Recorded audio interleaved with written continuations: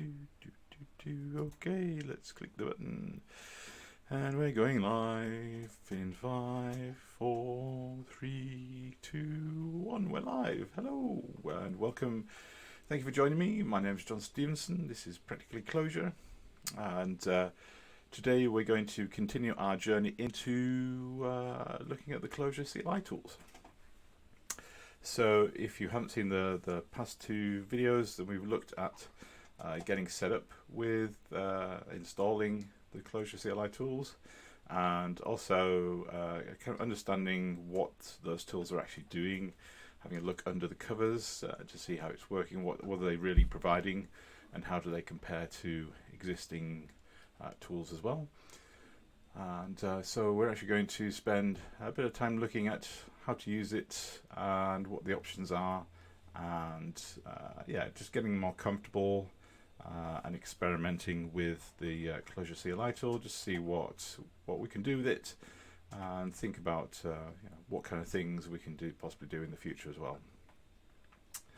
Okay, so just as a recap, everything you can find, all the information on the Practicalli study group website, or Practicalli website. There's links to the study group and to the books that are work in progress. There we go. And also there's all the videos and screencasts I'm doing, and how you can get in touch with me, and also any ways you can support this the activities I do as well. I'm not paid for any of these, so any support is very helpful. I'm also doing a bike ride across London. Sorry, not across London, that would be too easy. I'm doing well, essentially 1,000 miles across the UK, and if I do get enough sponsorship, I was thinking about doing it out of Brompton. Otherwise, I'll just do it on my normal road bike. If you want to sponsor me, then feel free, and you can get to decide which bike I get to ride on. It's going to be quite tough. I'm going to be doing 110 miles every day, up some big hills and down some big hills. But it should be really good fun, and it's a great way to explore the UK as well. I should see some wonderful sights. Anyway, let's get on to the fun stuff. So I've got a blog on, if you go to jrocket.co.uk, and that's jrocket with a 0, because that's the domain I could get. We've already covered a couple of, well, I've got 3 blog posts already, and I've just added a 4th. So we've got the getting started with Clojure CLI tools. We talk about installing it and just using it, some examples about how to use it to create projects. And then I've written a blog post on using CLI projects from Spacemacs, which is the editor I use the most, and hacking the slider jacking files. It gives us some understanding about using aliases from our editor, essentially. And last time we had deeper looking under the covers, just seeing exactly what Clojure CLI tools doing, and now we're going to experiment with the Clojure CLI tools and look at the kind of options that are there. So if you've got it installed, then you should be able to just do Clojure and -h or --help, and it gives you these list of options here, all the kind of things you can do with the CLI tool. So it's giving you the usage, and as we mentioned before, the Clojure CLI tools give you 2 commands. So you've got Clojure and clj. And clj is kind of a wrapper around Clojure, and it adds in things like read lines to make that REPL experience a little bit easier. So if you're doing REPL, on the command line, then you might want to use clj, or you can use Clojure but with things like rebel read line, and those are covered in a previous video. And yeah, so ultimately, as we talked about last time, ultimately these scripts are there to invoke a command line of the form, basically Java, calling it Java and building up a class path. So the class path in Java has some constraints that we have to make sure we manage. The JVM is an amazing, powerful platform to run your code on, And there are just a few things we have to kind of take care of, especially making sure we're building the class path correctly, so that way it can find the right classes that we're creating. We're still running this on Java, so it does have all these classes, these objects that we need to make sure that are available to the Java virtual machine. And so this is what this tool is helping us to do, but it's abstracting all that, so most of the time you don't even need to kind of worry about that. We can manage those on a higher level, and using Eden, which is the language of Clojure, the language notation for Clojure. And there's a whole bunch of options. We're not going to go through everything this week, I don't think. We'll go through what's probably the most important things, and especially those things I've actually worked out what they actually mean as well. I didn't find a huge amount of information about all these. I mean, there's the help, and if you understand what the help's doing, then that's fine, but there's no explanation on exactly what these things are doing, so I've just been trying them, essentially, and that's the nice thing about Clojure, is you can just go in and try it. Thank you for joining the live session. It's great to have people here, and feel free to add any questions as you go along. I'm still learning a lot of this as well, so any kind of things that you're not clear on, and feel free to let me know. So we're going to have a look at things like how to actually run code. There's different kind of ways we can actually run code. We're going to look at some of the more useful options and some of the interesting options like describe and verbose, see what they're actually helping us understand. And tree is also quite a useful one as well. We mentioned building the class path. I think tree is a good way if we've got any issues with a class path. Is a good way to kind of understand on a higher level what's actually going on. And there's a few things I haven't tried yet, so if I get a chance to, I will have a little play. Okay. So I guess the main thing that we're doing when we're doing Clojure is we're always running our code. That is what the REPL is doing. The read, evaluate, print loop. That's what the REPL stands for, and this is continually kind of going to read your code in as you develop and evaluate. So you write some code, you evaluate it, and you get a result straight away. And that way you know exactly what your code is doing. And the Clojure CLI tools gives us a really easy way to do this. So we can actually just start a REPL. And there is a specific --REPL option, or Clojure R. But this is kind of the default anyway. So let's just go to my terminal, and I'm just going to check to see whether everything's plugged in. Let's see. I'm just going to install that.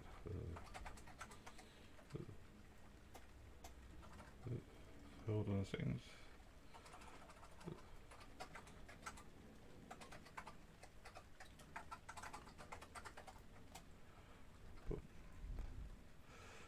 There's my terminal. Boom, boom, boom. I just installed a little app. What to do, and I'm going to run. Oops. I'm going to run screen keys, so you can see my keys as I'm typing. Oops, wrong one. Like that. Yeah, so you can now see the keys I'm using in the top corner. So we got there. Okay. So if I do Clojure just as a command, then it will just run the REPL. So this is the same as running Clojure --REPL.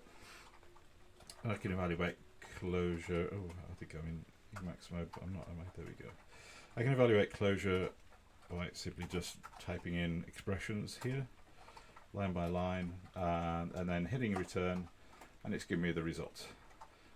And I can kind of do anything that's in Clojure core, the core set of functions I can use, so I can write any kind of code I want to here. And of course you can also require other libraries in as well if you want to do more things, and you've got some history. Oops. some history? No, not on this. I'm sure there's some history somewhere. No.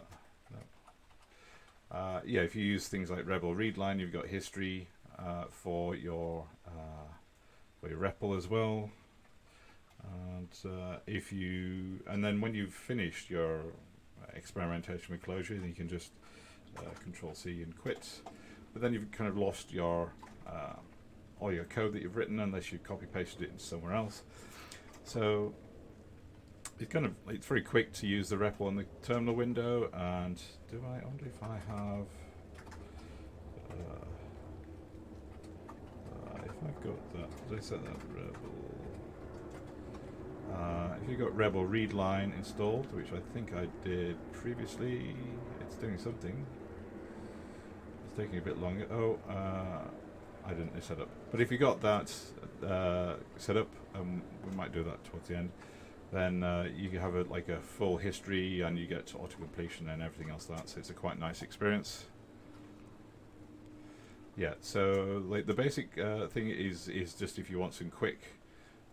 If you want a quick experiment with Clojure, you don't need to do much setup. You just install the Clojure script, and off you go. As long as you've got Java installed, you're ready to go. And you can do any kind of coding you want there. And Rebel readline gives you a much better terminal experience as well. But we can also do other things. So normally you would put write Clojure in a file. Certainly that's my approach.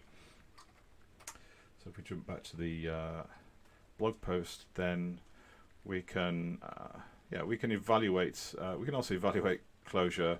I'm not sure if I'm ever going to do this, but you can also evaluate Clojure just by passing it as a string to the Clojure command. I guess if you just wanted to do a very quick, understanding of what a piece of code does. You can just give it to Clojure. You don't need to even start a REPL to do this. So let me paste that in. There we go. So this is calling Clojure, and I'm using the -e option, and that means it's going to read in the argument and evaluate that as a piece of code. And so if I do that, then after a second or so, then yeah, so it's taking that function of +123. I'm returning 6, and because my terminal has history, then I can go in and do some editing as well in here, and I can also do print line and go and hack the code. So again, this is a very simple way to try out a bit of Clojure and even show off a bit of Clojure to other people as well without having to set up editors and ask questions about that as well. So it's again, it's all designed to help you get into Clojure without kind of any kind of ceremony or overload there. And so it's interesting, this approach, because Clojure, if we look at the help for this, then it actually says that so it's evaluating. So this is -e is the same as eval, and we pass it a string as an argument, and it's going to evaluate an expression in a string, but then it has a little note here saying print non-nil values. And so what that means is actually if your expression returns a nil, then it's not going to print that out. So in our previous example, so when we did this, then this is just going to return 6. There's no nil in there. But if we're putting print line around it, then print line generates, actually returns nil as its value, and 6 is the value that it would send to the output stream. So when we call it Clojure E with print line, it's actually just ignoring the nil. It's actually just not returning. It's not going to print that value out. It's just going to return the value we want, which actually the more meaningful value of what the expression around it does. So it's kind of interesting. And then I think I did have an example. So we can kind of do, if we do something like this, where we're actually explicitly returning nil. then we're not going to get any kind of results on the command line. Oops, I didn't want to do that.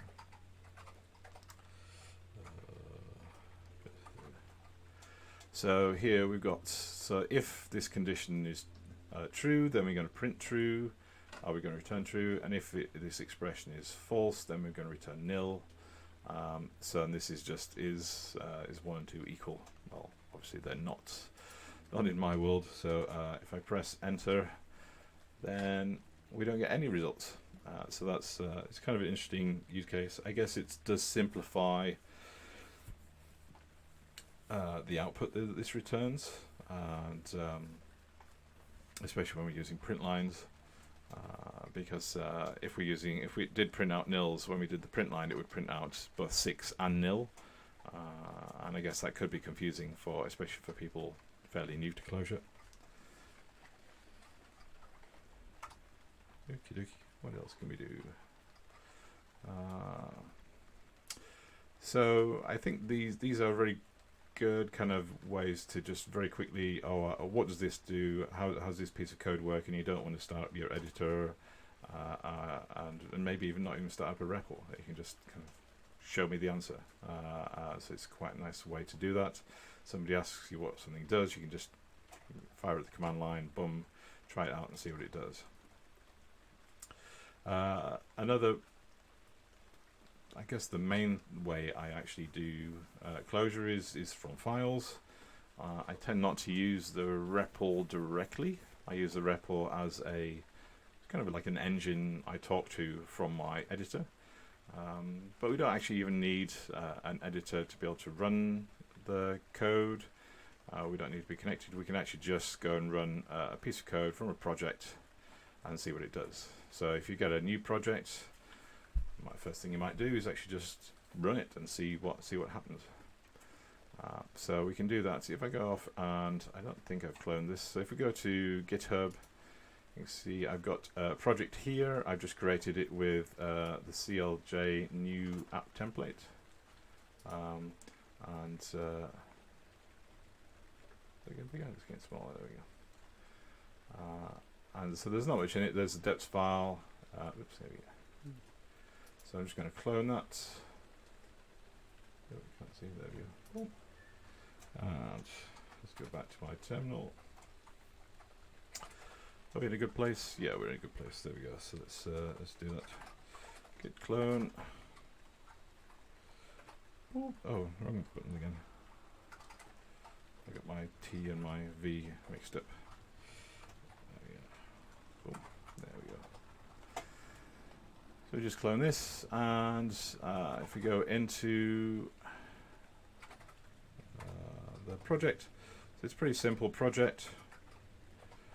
It's just got a deps Eden file, which is our configuration, and we've got two a source file and a test source file. And can't remember if the tests actually do anything yet. I don't think they do anything in particular. And the deps Eden one, we can just have a quick look at the deps Eden file. Oops.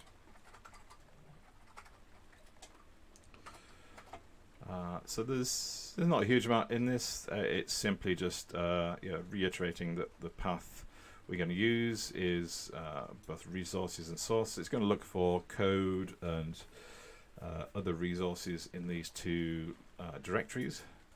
So we don't have a resources one, so it's not going to find anything in there, but we do have a source directory, so it will go in and see that there's a Clojure file in there, and it'll be able to use that. And we're using Clojure release, whatever version that is. I assume that's 1.10.1, and we have some aliases set up as well to be able to do other things, and we'll look at those in a moment. So I've got this project,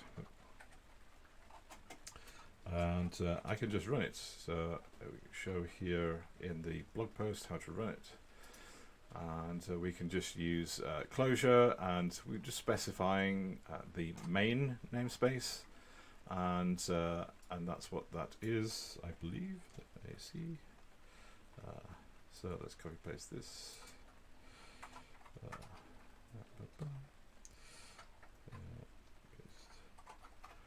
And so if I got the namespace right in the blog, then we should work okay. It's taking, so this is the first time I've run this project, so it's downloading, oh yeah, it's downloading some of the dependencies here. And so yeah, so it's downloading the release version of Clojure, or Clojure, which is the main Clojure library itself. And it's printed out the result of calling this code in the command line. So if we do that again, it should be a lot quicker because it doesn't need to download anything. All those libraries now cached. And you can see it's doing hello world. And all this needs to work is, so this was created with, as we mentioned, this was created with the app template from clj-new. If we go back to the editor here, did I put links in there? I'm not sure if I did. Yeah, so we've got, there's a library we used, it's called clj-new. And this is a bit like lining and templates. In fact, it uses lining and templates in sometimes as well. And this is going to create an app. So this is kind of like doing line new app, and then the name of the project. So if we actually look at the source code for this, then we can see that when we use it as an app, it's generating the namespace. So this is our namespace that we set as the main namespace when we called the code from the command line. And by default, it's going to look for this -main function and call that. And you can see what it's doing is it's just printing out hello world.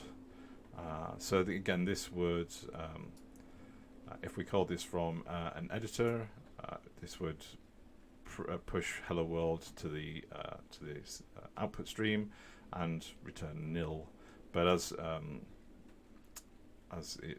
Clojure, the command line is not like printing out nil results. We only get the result of from the output stream there. And so we do need a gen class declaration in here to be able to run this, but that's the same as it would be for lining and boot as well. And this just generates, as it suggests, it just generates a Java class that we can actually hook into from the underlying JVM process. And it just essentially just means it runs for us as well. So if you get an error, then you either haven't got a gen class defined in your namespace, or you haven't got a function that it will pick up by default. So that's basically how that works. Any questions? No questions in the comments. Oh, I've got a spelling mistake there. Okay, oops. Yeah, so essentially it's going to, we're setting main, and it's as the Practicalli first app, and that's going to go and off and look and build a class path that's using the file that's underneath source, which is the path that we set in depths Eden. And the namespace is Practicalli, so there's a folder called Practicalli under source, and then there's a file called firstapp inside that directory. And because we've got a dash in here, we're still dealing with the JVM, and the JVM class path still doesn't like dashes in file names. So we changed this to an underscore, and Clojure manages the difference between those as well. But again, that's all the same as boot and lining in. Oops, oh, we've got a bug there. Any questions? No. So that's like 3 very easy ways to actually just go off and run Clojure without setting up any kind of tooling.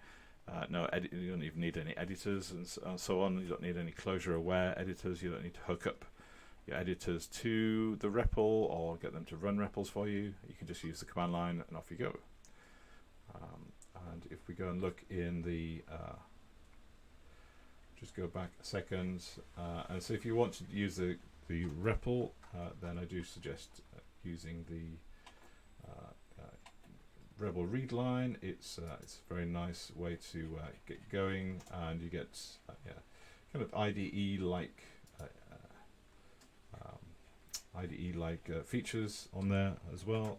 So rather than just the basic REPL, you get here, you get more complete REPL. Okay, there we go. Oops. You get more complete REPL, and there's a little video here that kind of shows you all the different things you can do. So you get multi-line editing, completion, syntax highlighting, auto indenting, and you even get docs as well. And it's color coordinated, color syntax highlighted. And so as you're typing, you also get hints about what you can do, and you can put things, you can format your code as well. So this is what you would kind of do in an editor, but you don't actually need to have an editor set up. So this would be actually quite handy for if you're doing projects, especially if we're doing projects in an event like Clojure Bridge, where people are just starting to learn Clojure, or if you're using this at a dojo. Again, you don't need to set up any kind of extra tooling. You just need to install Java if you don't have it, and install Clojure command line tools. Okay, I'll leave you to look at that at your own leisure. Okay, what else can we look at? No questions yet? No. Okay. So there's quite a few options we can look at. So I guess one of the things you come across the first is the aliases, so we'll have a look at those next. So an alias is a way, there's quite a few different things we can do. So we can pull in, let's step back a second. So we talked about the different depths locations. I think that was in the under the covers article. We talked about the kind of the different kind of layers of pulling in the Java, the deps.eden file. So we've got when we install Clojure, it has a deps.eden inside it. This may not be the exact location where it is on your machine if you've got a different operating system, but we've got an install version of the deps.eden file, and then when we run, especially when we run Clojure for the first time on the command line, it will create this .clojure.deps.eden, which is your kind of global one for your account. This deps.eden is the global one for everybody's account on that computer. This one's for your for all your projects. And then there's obviously when you create a specific project, there may or may not be a deps.eden file in there. There usually is, because there's usually some additional things you want to add.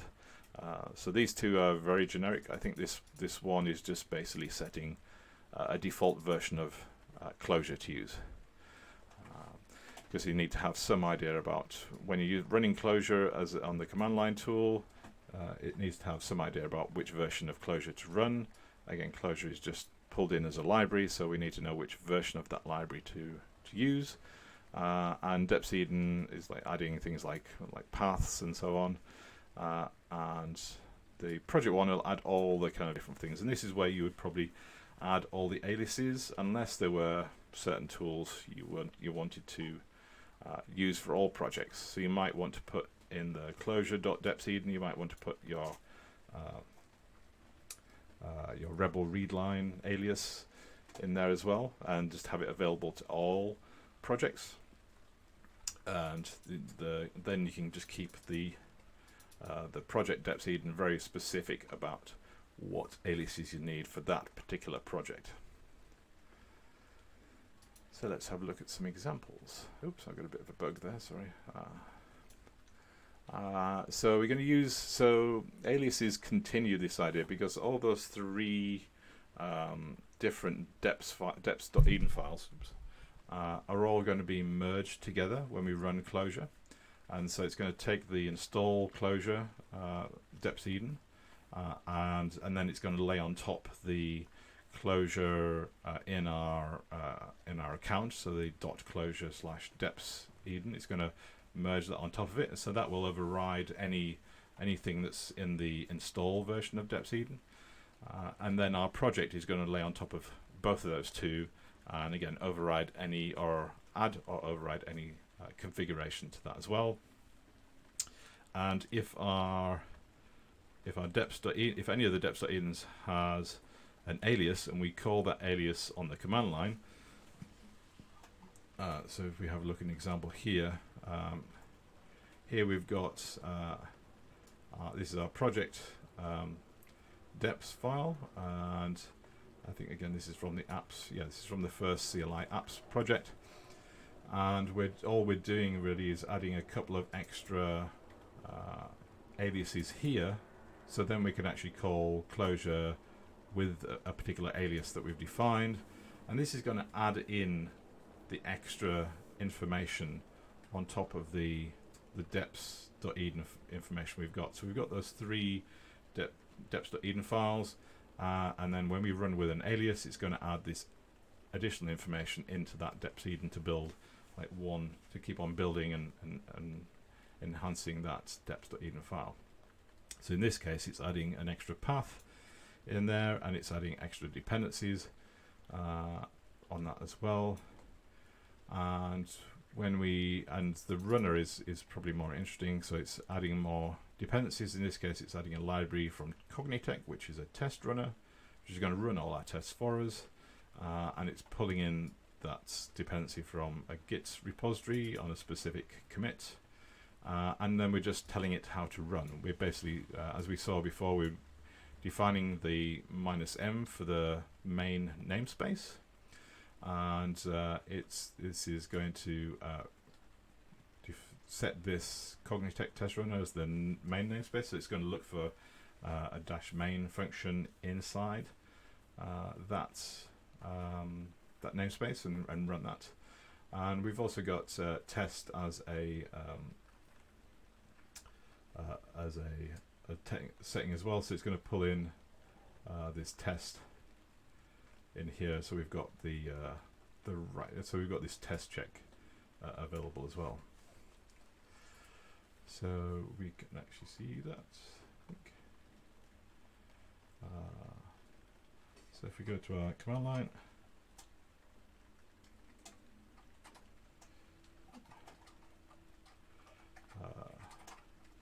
so we have a look at our deps.eden. Yeah, so we've got all of those things in here. So if we just run Clojure, it will just run Clojure by itself. It'll just start the REPL, and it's using 1.10.1. If we run Clojure with an alias, then we can run it with let's run it with runner, because that's more interesting. Did I spell it right? Yes, runner. Then this will actually, instead of just running the REPL, this is going to run all the kind of test code and run all the tests, therefore. So again, it's the first time we've done this, so it's going to check out, and rather than pull it from a Maven repository or local repository, then it's pulling them out from GitHub. So we get the latest version. So if we needed a new version, we could just bump the commit number, the SHA number that we wanted to use, and then we've just upgraded to a new version. So it's very quick and simple to do that. Or if somebody commits and breaks it, then we can inversely go and go back to an earlier version that did work and run that. It's saying it can't find the tests.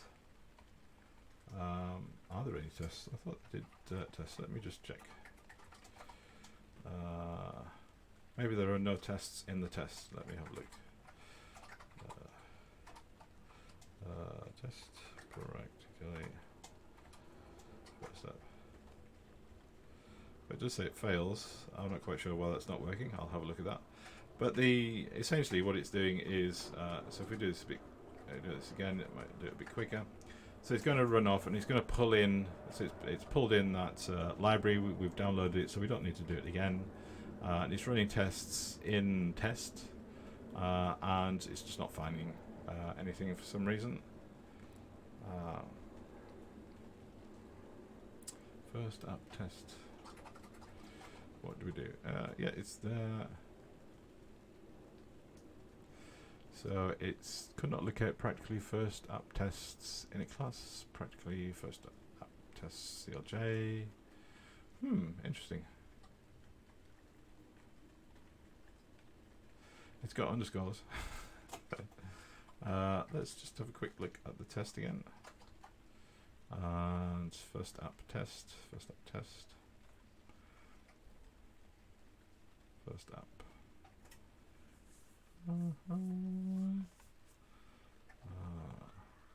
I'm not sure why that's not failing. I'm not going to spend time debugging that at the moment, but I'll put some notes in about what's going on there later on. So we had a look at one. Oh, that's not what I wanted. We had a look at one alias, one example of alias there, and unfortunately it didn't work. But then we are. That's a very simple example of like using an alias to add in extra information into our deps.eden file that we built. So as we've run Clojure, we're building up these deps.eden by pulling in all the relevant parts, and we build up our class path and all the things there. And you can see it's not 100% foolproof if you're just learning it. It's quite easy to make mistakes, but there are tools that we'll see that will help us understand what's going on. So we'll have a look at those and see if we can diagnose a problem a little bit later. So let's look at some other examples. So there's this study group guide project that I created, and this time I've used a slightly bigger template. So if we go and look at, if we go back to Practicalli, we can go and look at the code for this. I think I also need to grab this project. Oh, there we go. Is it there? There it is. So this was created with, so this is a Clojure script project, and it was created with the figwheel-main template. So this is a lining template, but again created from this using the CLI tools, using clj-new. So this has created a more, a slightly more interesting deps.eden file with a few more aliases that we've got. So we're going to walk through those and just help you understand aliases a little bit better and how we can combine them. So let's clone this, copy that, go back to our command line, come out of that project,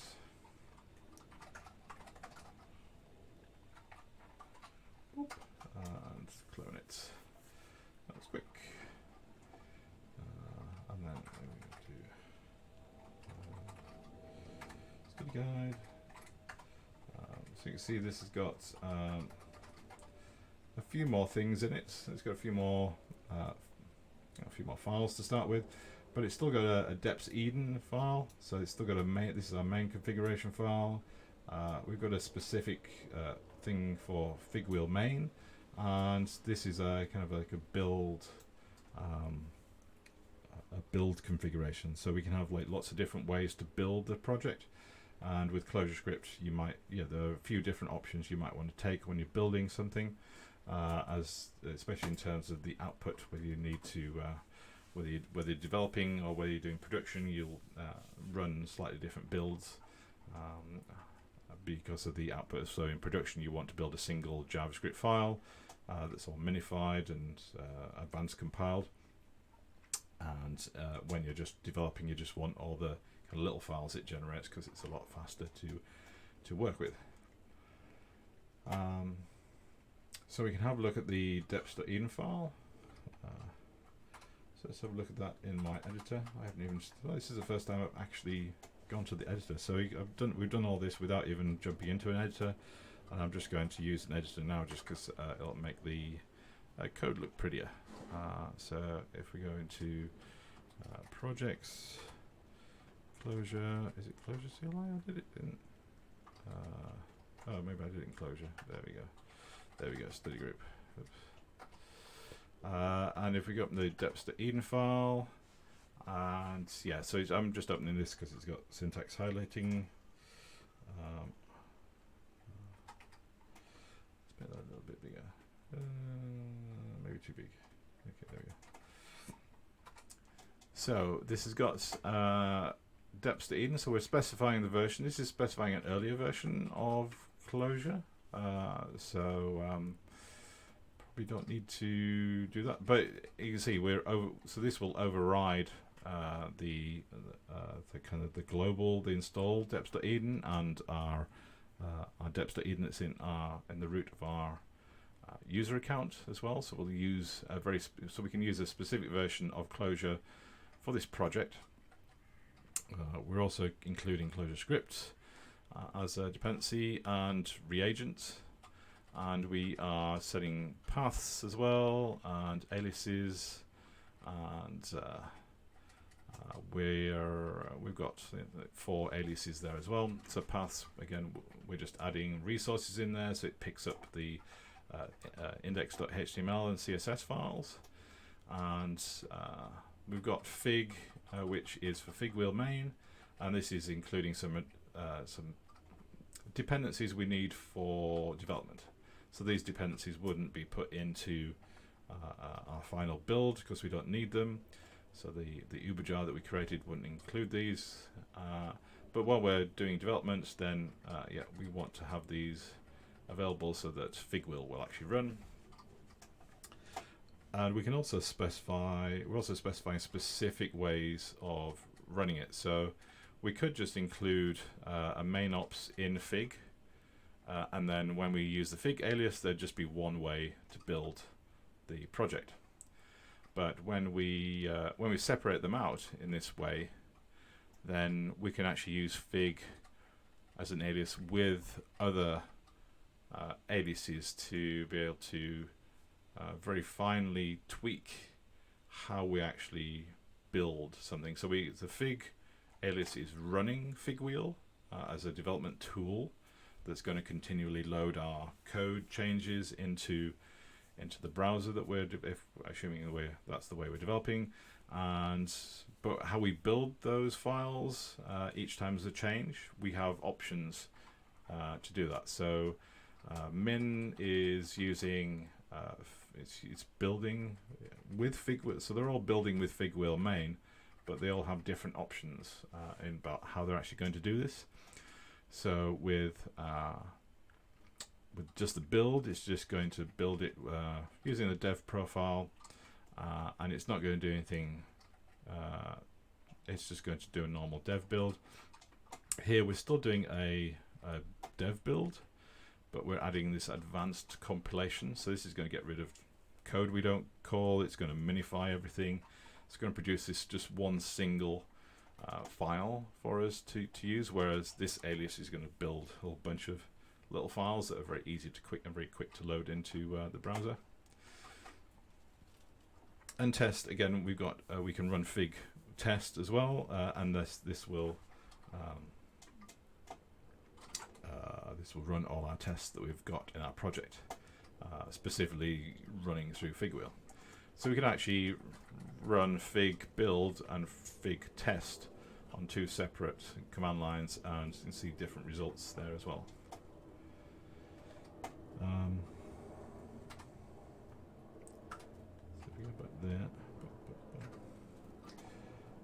So you can see that so we can run fig by itself, but normally you would specify a particular build process. So actually, if we just run fig, it just makes the tool available.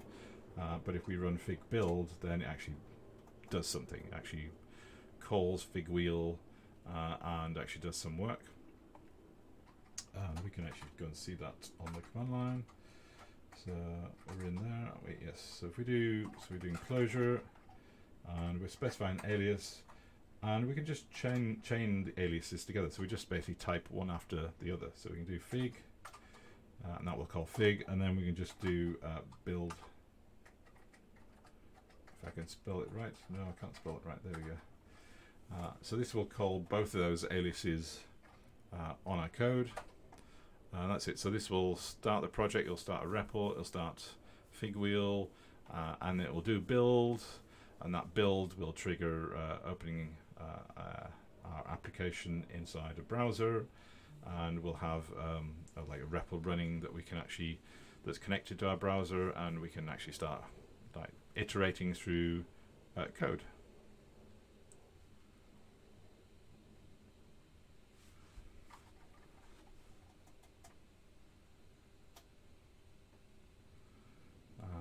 There we go.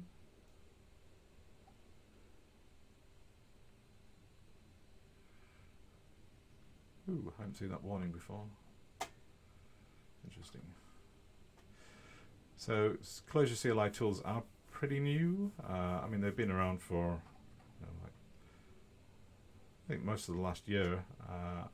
So there is potential for kind of interesting things to happen. But this is all working. It seems, yes, it is. So this is the normal kind of figwheel setup, and it's running our application, and slowing my computer down a little bit, and that's working. So we've actually got a REPL running, and so let's go back to here. So we've got Clojure REPL running. We can go off and do things like JS alert.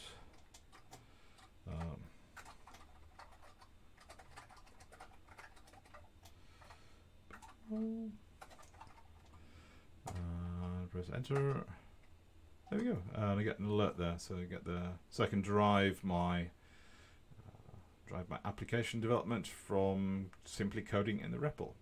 And again, I don't actually need to have an editor there if I just want to do something very quickly, or if I want to do a quick, if there's a production issue and I just want to test out a quick fix, I can just fire up this project very quickly and let it fly and experiment very quickly to try and see if I can solve the problem, and then push through a change through the normal approach as well.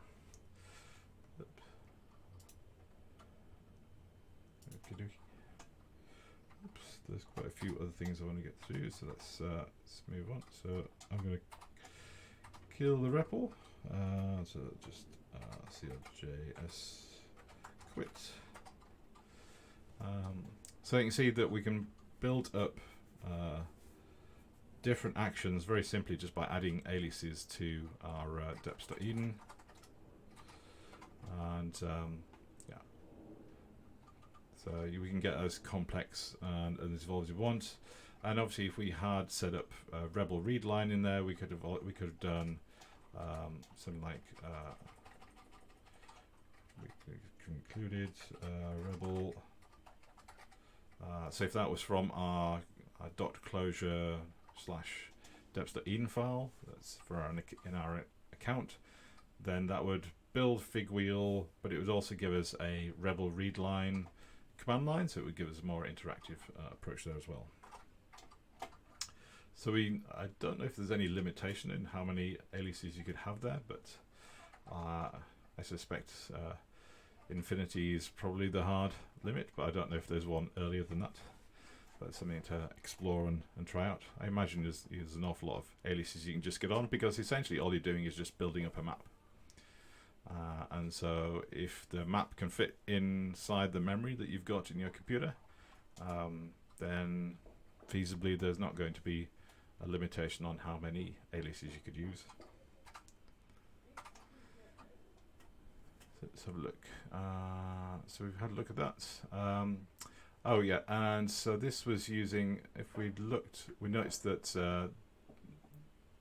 the build and the min were both using this dev build configuration, which is another Eden file essentially. So in this case it's like dev cljs, because we're dealing with Clojure script, but it's essentially just another Eden file that's going to get pulled into yeah, it does download a lot. We haven't got away from downloading the internet, even if we're using GitHub. We still need to download dependencies when we're going to use them, but obviously this broadcast machine is the first time I'm doing all this, so it is downloading things the first time. Once you've done similar projects, then it doesn't need to download the same dependencies twice. The dev build is defined in this Eden file, and again, it's just pulling in more information into a map. And so it's setting some watch directories, it's setting the CSS directory. So this is configuring things that Figwheel itself is going to look for. So Figwheel knows where to get the tests from, and the CSS code, because if you change CSS, it's going to reload that as well. And it's setting auto testing to true, so it's going to be continually testing the code. So if you do run the fig test, then it's going to do it's going to continually run that as well, because that's the kind of setting it's set up there. So we've added, so what else we got? Oh yeah, so I probably should have mentioned this earlier, I think. But we've added depths, and how did we get the depths? So the depths the dependencies we've added so far have been added by using the clj-new library that we've been using with Clojure script, with Clojure CLI tools. And so this has been adding the depths in for us, but we can actually go in and add dependencies from the command line as well. And I wasn't sure about doing this at first, but I think there is some interesting use cases around this. So if we go back to our first project, because there's not much in there, so it'll be easier to see the changes we make. Have a look at the depths.eden file. So you can see that in as far as the libraries we're including, the depths, the dependencies, we're already actually pulling in all Clojure. So just pulling in Clojure itself. Yes, we do have some additional dependencies in the aliases, but the main dependencies is just Clojure itself. If we use Clojure with the depths option, keep doing that. I don't know why I'm doing that. There we go. Control Shift V. There we go. So we're using Clojure depths. So we've got this -s depths, and we're basically, if you look at the argument we're giving it, we're basically giving it a quoted version of a map, essentially. So this is a map, a normal Clojure map. It's got a key, which is depths, and then it's got values, which is the value itself is another map. And that's pulling in this pack.alpha, which is a nice library from Juxt, and it's pulling that in from a Git repository, and we're also setting the main options there as well, like the main namespace. And so we don't, rather than having to edit that file, we could actually just call this, and it would add the dependencies to our project dependency, project.depths.eden file. So it's, because we're pulling it from GitHub, it's going to pull it down, and it's pulling in some dependencies. Yes, so we are downloading the internet as well. But again, this is because I haven't done this. I haven't used these libraries or these versions of libraries on this machine. So the next time I do this, it won't need to download anything.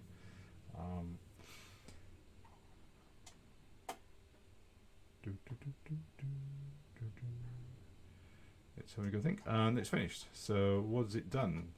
So it's not actually given us any output. Might be nice. There might be like a PR waiting there to kind of show that what it's actually done, like a summary of which dependencies it's actually added. But I suppose you should know, I think, if you've run the command, what it's actually done. So if we have a look at the depths.eden, see if it's changed anything, and it has. So it's added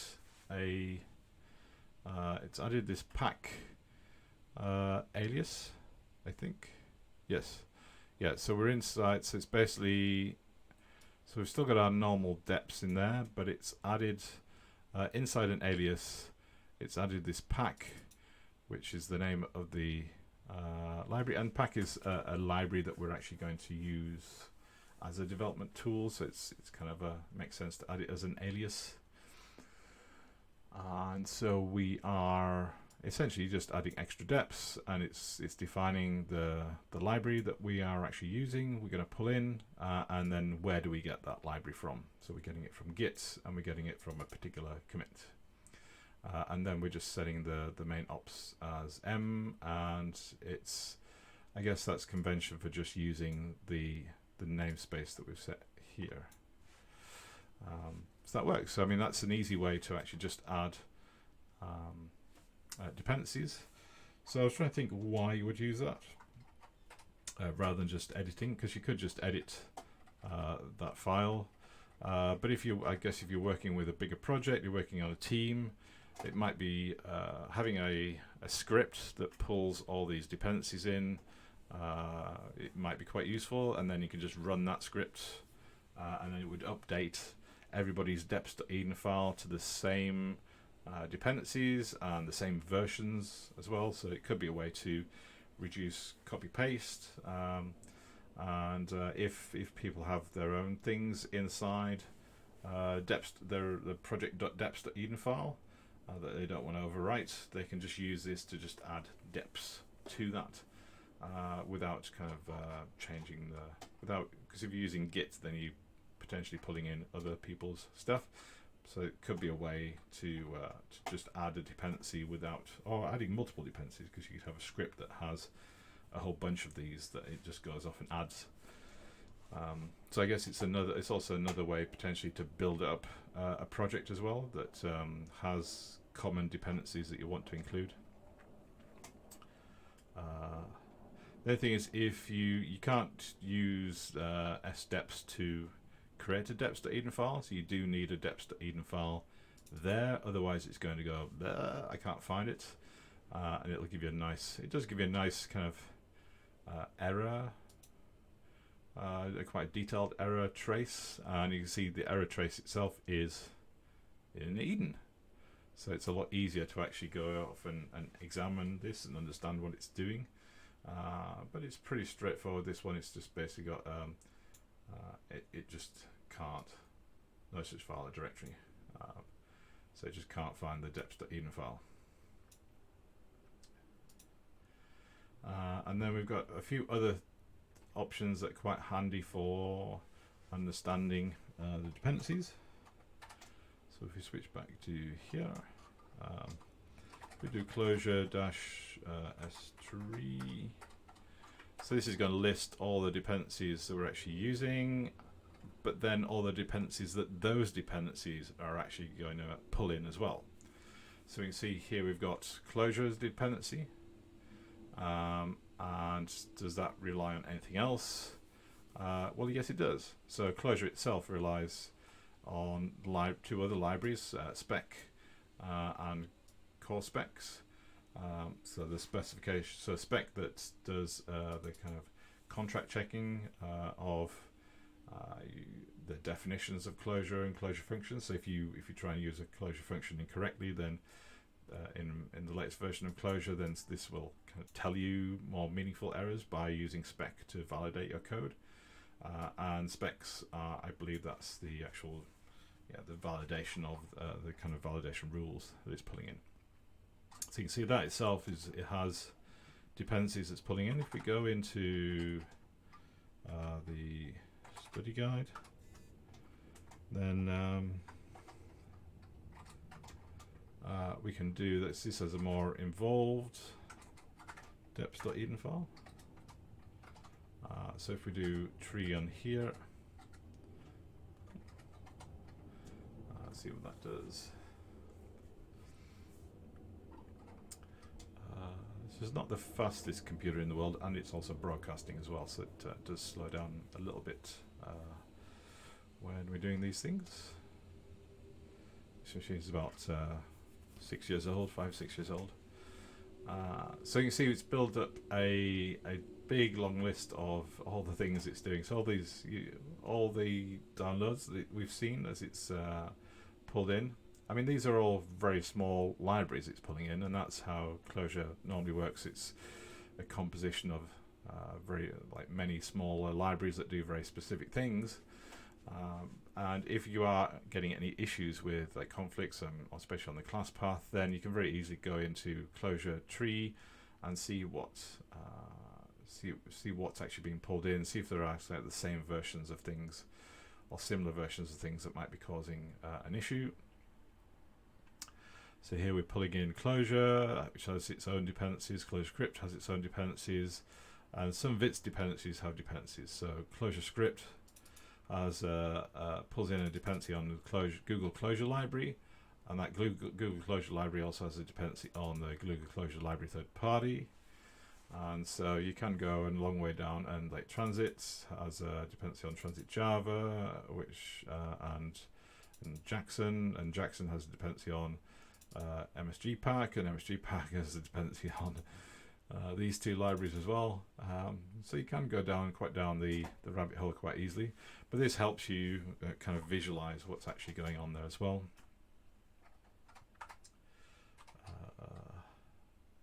That's not one. No. There we go. And so if you do get an error, you can also exclude files from there as well. So sometimes I've never really had to do this myself, but occasionally you do get clashes from that, and so you can add an exclusion either to like the main depths you're pulling in. So here we've got this is a snippet from the Clojure study group, Clojure study guide project, and this is yes, we're pulling in 3 main libraries in our depths, and if we have an issue, particularly if we pull in a different library that's conflicting with some things that reagent is depending on, we could exclude certain dependencies that reagent has. So reagent has 4 dependencies, and if we can choose to exclude some of them, so when we do Clojure tree again, then reagent is just going to have like 2 dependencies, not going to include these 2 versions, because another library might also pull those in that we're using. So it's a very simple way to define exactly what your code should be doing, and maybe you just don't need those libraries as well, so sometimes you can exclude them. I haven't looked at resolved tags yet, but you can kind of do the same thing. I think that helps you do a similar kind of thing with Git repositories and so on. And then there's 2 more we'll just cover quickly. There's verbose and describe. So we can run verbose, and this is going to run a REPL, but it's going to give us some information about what it's actually doing in here as well. And so we could also use this with aliases to kind of understand what the aliases are actually doing. But here we're just running it with the first CLI app project here, so we can see that it is going to tell us the exact version of Clojure it's running. So it's not telling us just 1.10.1, but it's also giving us like specific build in there as well. And it's showing us the install and config and directory and paths. And this is quite interesting because again we can circle back to where we started. We can see that it's pulling in deps.eden. It's pulling in the configuration from these 3 deps.eden files. So there's the install file here. There's the deps.eden from my account, which was created when I first ran Clojure, and then there's a project deps.eden as well. So there's a local deps.eden. So we're running this from within inside the top level of this project. So it will just find there's no path for this. It's just right there where we've run the Clojure command. And then there's a cache. I haven't really investigated the cache. That's what that's doing, but obviously it's caching some useful information in there. And then it ends up with the normal REPL prompt. So if you're pulling in configuration unexpectedly, and it's not, and you could actually go and see where it's pulling in the deps from. So if you're looking in your local project deps.eden file, and you can't understand why you're getting a particular configuration being pulled in, then it might be something that you've added to deps.eden, or possibly even if you've installed a new version of the Clojure CLI tools, then perhaps the deps.eden file has added something in there as well, or taken something away that you were relying on. Again, there's not much in there, so I think that's very unlikely to happen, but it's more likely you've probably put something in clojure.deps and you've just forgotten about it, or something is causing a conflict in there of some sort. And then I think this finally just got describe, and this is quite useful. Again, there's some overlap between describe and verbose, but this is kind of showing you, again, it's showing you the config files. Here, I think describe is quite nice because it's returning a map, so this might be useful to kind of as part of the script, as part of the kind of logging, debugging output you want to get, as it's creating a nice map you can kind of go and like play around with in Clojure itself. And it's showing you the different deps.eden files and the install. Yeah, so it pretty much is kind of showing you a little bit more detail, and I guess it's also adding things like the Java, like the JVM, the Java Virtual Machine aliases that you're going to do. So if you've got any options that you're passing into the Java Virtual Machine, then you can see what those are, and so there's a bit more useful information there.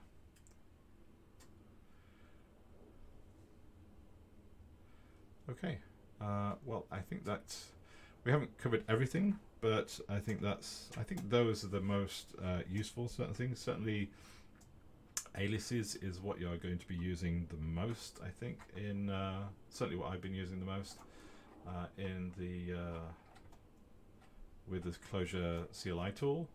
And there's some other options as well which I haven't tried out. There's concatenating options around aliases as well, so I'm going to have an experiment with those. The J options, again, this is where you would pass through kind of the sizing of Java. So if you need to set a bigger heap size for your Java application, for your Clojure application, then you can do that here, and any other options as well. You might want to do Java management extensions and things like that as well. And what else? Oh yeah, and we can use path. Path might be quite useful as well to have a look at, to kind of see the compute path. Let me just see what that does. I haven't tried this yet on. Yeah, let's do it on the study group. So if we do Clojure, what is it, S path? Oh, there we go. Yeah, so now you can see see all the things it's pulling in. So you can see all the jars it's pulling in. That's quite a lot of libraries it's pulling in, but you can see what the class path is doing. So with path and with tree, they give a really nice way to diagnose any kind of class path issues there very, very simply. If we go to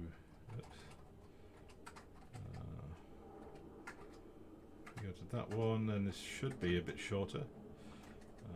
Hopefully, yeah, that's much shorter. So obviously Figwheel pulls in a lot of dependencies because we've got Clojure scripts and reagents in that project. Where this one is just Clojure essentially. So we've got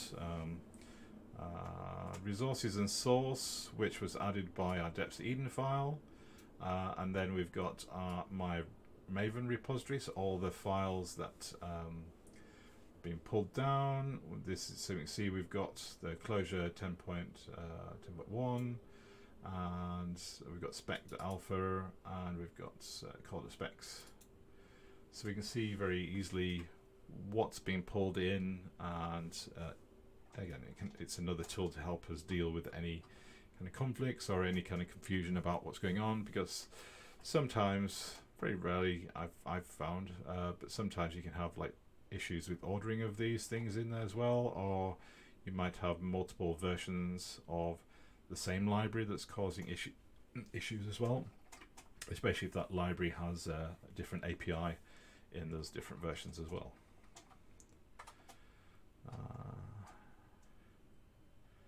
Okay, so there are a few things we haven't touched on, things like POM for generating stuff. There's, again, I briefly used pack as an example library to pull in a deps That's quite useful for generating and packaging up your application as well. So we'll have a look at that at some point.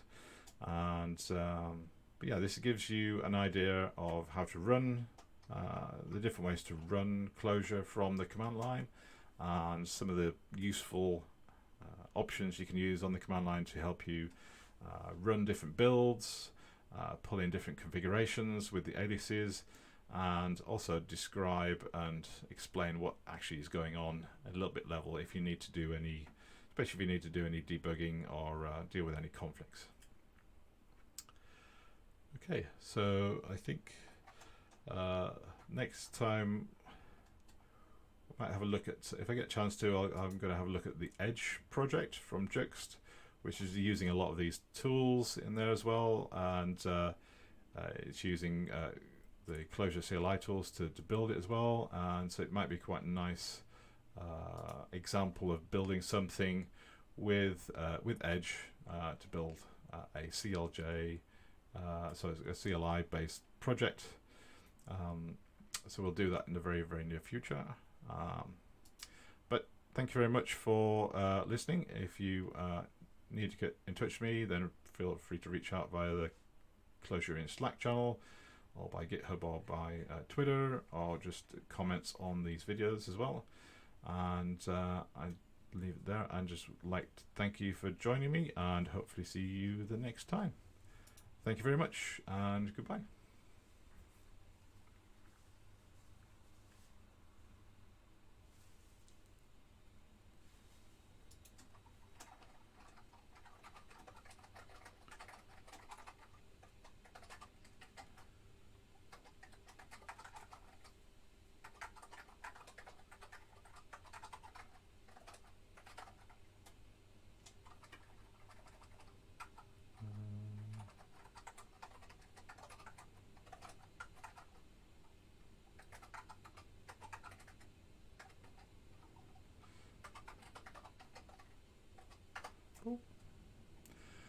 End the stream. Whoops, ended.